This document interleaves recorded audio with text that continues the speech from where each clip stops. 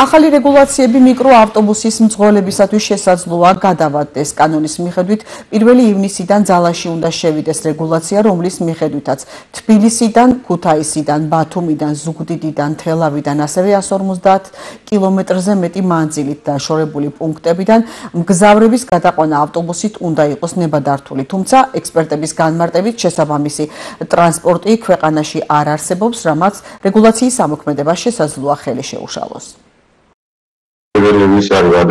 სანამდე უნდა მიემართათ უკვე ავტოსადგურებს წარადგინათ ყველა დოკუმენტაცია, რომელიც სახელმწიფოს მიერ არის დადგენილი, კერძოდ მუნიციპალიტეტებში არსებულმა ავტოსადგურებმა უნდა წარადგინონ თანხმობა უშუალოდ მუნიციპალიტეტის ხელმძღვანელობის, ანუ ავტოსადგური ლოკალურად მდებარეობს თუ არა ისეთ ადგილზე, სადაც დაშვებული არის მგზავრთა გადაადგილება. შესაბამისად,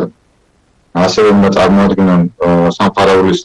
ექსპედიციის ეროვნული ბიუროს დასკვნა, შეესაბამება თუ არა ესა თუ ის ავტოსადგური იმ ტექნიკურ რეგლამენტს, რაც კანონმდებლობით არის დადგენილი და ეს დასკვნას უნდა წარადგინონ, რა თქმა უნდა, იქ გადასახადით შესაბამისი იქნება და შესაბამისი ქვითარი უნდა წარადგინონ, რის შემდეგაც სახმელეთო ტრანსპორტის სააგენტო მიიღებს გადაწყვეტილებას, არის თუ არა ეს აკმაყოფილებს თუ არა ეს ავტოსადგური სერტიფიცირების მოთხოვნებს და არის თუ არა სერტიფიკატის ანუ გაცემის საფუძველი. როგორც ვთქვათ, ინფორმაცია არ აქვს მიმართვიანობა ფაქტიურად ავტოსადგურებს ჯერჯერობით, თუმცა 1 ივნისამდე არის დრო და ალბათ ავტოსადგურები მიმართავენ, თუმცა როგორც ვიცით, გადავადება ანუ გადასახელდება გარკვეული პერიოდით ისევ გადაიწიოს რეფორმამ, იმიტომ რომ ჩვენ ვიცით გარკვეული კატეგორიის შეზღუდვები არსებობს 150 კილომეტრამდე სამარშრუტო მიკროავტობუსების გადაადგილება